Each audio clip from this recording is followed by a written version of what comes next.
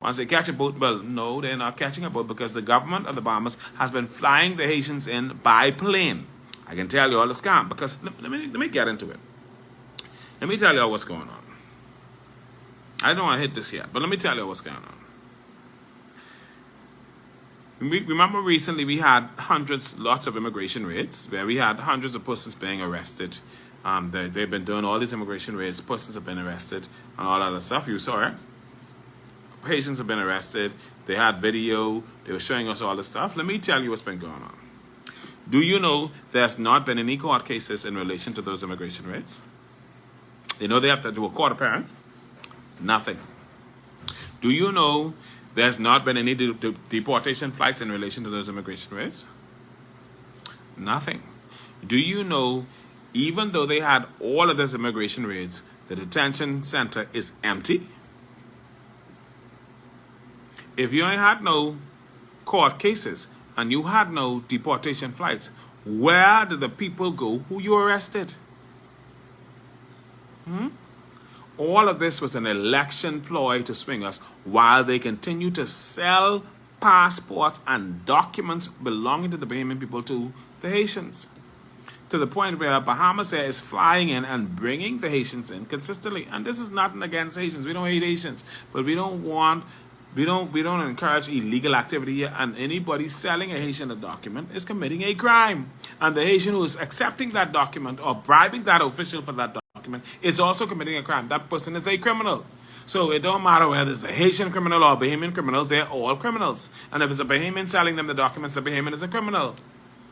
But we are putting ourselves in a very difficult position because the reality of the matter is, once Trump is done with the Haitians and he sees that they are finding a way using the Bahamas to get back into his country, he is going to ban the Bahamas. Let me show you all something here because people don't remember. We have short-term memory. Let me bring you back a little bit. You remember when we had the storms?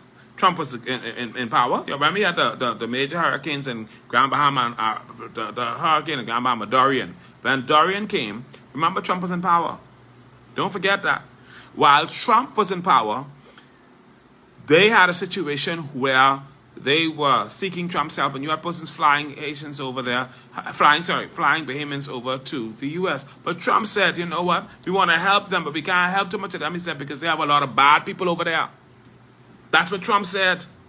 I don't understand how we should never forget that. He said that during the situation, during the rescue operations with Dorian. He says, we want to help the Bahamas, but we can't help them too much because they have a lot of bad people over there. He was referring to the illegal Haitians who were coming here and we know a lot of this was going on because they were saying that a lot of the persons who were escaping from Haiti to come to the Bahamas were coming out of the prisons in Haiti. You understand? It wasn't always the decent people. It was some people with some vile ideas. There's some people, the man, you remember it was the Haitian who said, they can give us the Colombian necktie if we don't get it together. That's where they cut your throat and pull your tongue through your neck. That sounds like somebody you want to be in your country. That sounds like somebody you want to be given citizenship. That sounds like somebody who you want to be even given a work permit to in your country. And the man said that on national TV.